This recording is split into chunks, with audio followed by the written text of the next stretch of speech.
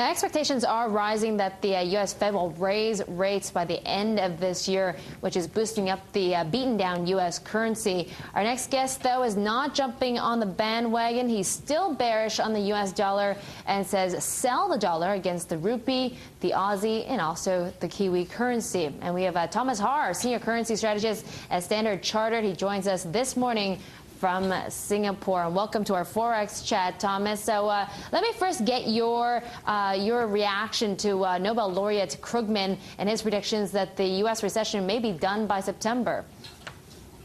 No, I think it's a fair comment. I mean, it does clearly seems that the pace of deceleration is slowing, and we are seeing signs that we are getting closer to the end of the recession. So, I mean, probably in the fourth quarter of this year, we could be through the recession. And what about yields? I guess predicting a possible rate rise by the year end. Is that a possibility in the U.S.? No, we think it's too early. We think they will be very careful of not raising the rates too early. And we think that even if we are out of the recession towards the end of this year, you will still have a lot of slack in the labor market and so forth. So, inflationary pressures, yes, they will eventually definitely build. But the first thing is to get rid of the quantitative easing policy, and rate rise will not come at the end of this year. That's too early. Okay, and Thomas, so if you're pricing in maybe a recovery or the recession ending in the U.S. in the fourth quarter, why are you still bearish on the U.S. dollar? We are bearish on the U.S. dollar for the simple reason that the dollar strengthened in Q4 and Q1 because of global deleveraging, investor repatriation. The dollar is usually strong during a U.S. recession because the U.S. recession is becoming a global recession. But when global growth expectations are bottoming out, that is bearish for the dollar because the market will go back and focus on weak U.S. fundamentals, which includes a widening fiscal deficit and zero interest rate for a prolonged period. So we are definitely still bearish on the dollar. I mean, we don't believe in the story that the U.S. can recover and the rest of the world will not recover. When the U.S. recovers, the rest of the world will also recover.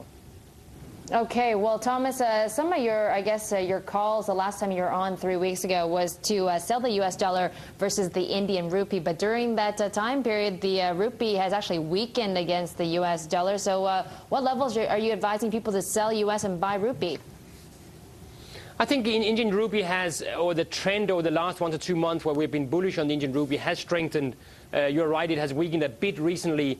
Our view is definitely, if you look at the Asian currencies, the 3 Asian currencies where we still have what we call an overweight rating, that is Indian rupee, Indonesian rupiah, and Korean won. On the Indian rupee, I will look around the 48 level as a level to buy the Indian rupee. Indonesian rupiah, I still think looks very attractive, even at current levels, because you have a central bank there which is clearly in favor of a stronger currency. And, of course, fundamentals are pretty sound in Indonesia. Korea is definitely range trading now, but still the medium-term bias is definitely to look for levels to sell dollar Korea and not buy it. Okay, Thomas, and quickly, let's take some viewer email at this point. And Kirby wants to know, how vulnerable are cross-yen trades, like, for instance, the pound versus the yen or the euro versus the yen, are they to, say, a pullback in global equities? I think they are pretty vulnerable. They have come a long way. We have been recommending buying some of these crosses. We don't have any recommendation on buying them here. Just as an example, Aussie yen has come a long way, and our risk appetite indicator has turned down into risk neutral. It did that last week for the first time since mid-March. So that suggests that we are in an environment where risk appetite is going to be choppy and trendless. And some of these crosses have come a long way. So I would be careful in the very near term to jump on some of these trades. Thomas, 30 seconds to do this to you, but George wants to know if you can please comment on the dollar versus the pound. Yeah, we think that most of the negatives have been priced in the pound. The market is still short sterling. That's one thing which is important to remember. It's a bit the same. It has also come a long way. So I will not look to buy it. I will not buy it at these levels. But definitely look at levels to buy it is more sensible than look at levels to sell it. We have to remember that sterling has come from above 2 down to 160. And we think that from an FX perspective, most of the negatives is priced in the UK for the sterling.